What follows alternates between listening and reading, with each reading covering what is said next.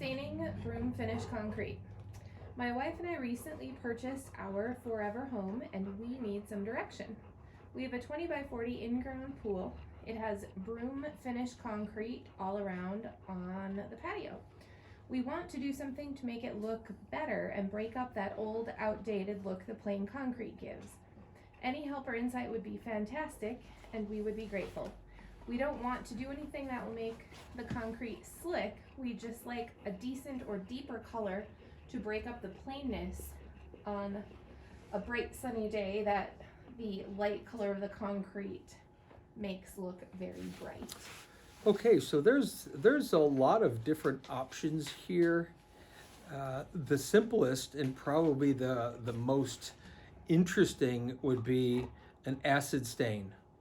Now there's some water-based stains and some other things to treat with concrete, but acid staining is really interesting because what you're doing is you're changing the molecular surface of the concrete. When you're adding the color is getting down into the pores of the concrete, and you can get some really interesting effects.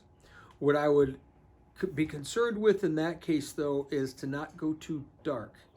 The last thing you want to do is to pick a really pretty deep, rich color and have the patio get too dark, and now all of a sudden, while it's a nice sunny day and it's no longer bright white concrete, you're burning your feet on it instead. So in those choices with the acid stains, there's all kinds of things from light teal colors to more yellows and tans, and there's all kinds of stuff that you could use. That's probably, it might be some work on your part, but it's a pretty inexpensive way. A couple gallons of that won't run all that much, and it's an interesting way to get a new look. And normally what I do when I do any acid staining is I'll get a pump sprayer. You can buy them at the local box stores. You just need to make sure that it's one that is for acid, because if you buy the cheapest one that isn't good for acid, it literally melts in your hands almost. But if you get one that's good with acid, you pump spray that and you could spine mist it on. What I would do though before you do that is test it. Do a test spot somewhere out of the way and see if it's a color that's going to work, because just because it's a color that shows on a chart doesn't mean your concrete's going to turn out to that. What people don't realize is the curing process of concrete is science.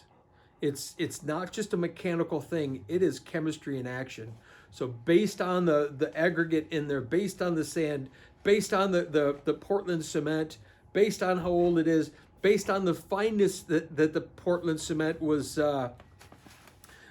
ground up to, based on whether it was air entrained or not air entrained, those are all going to have an effect on how concrete cures, and therefore now how it changes color when you do something to it. So I would test the concrete in a couple spots.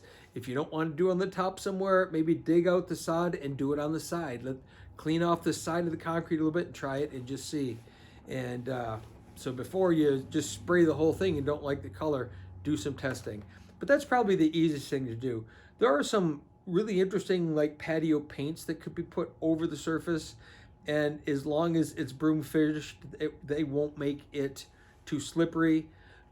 If it is, you can always add, there's some aggregates that could be added to some of those deck over paints and things.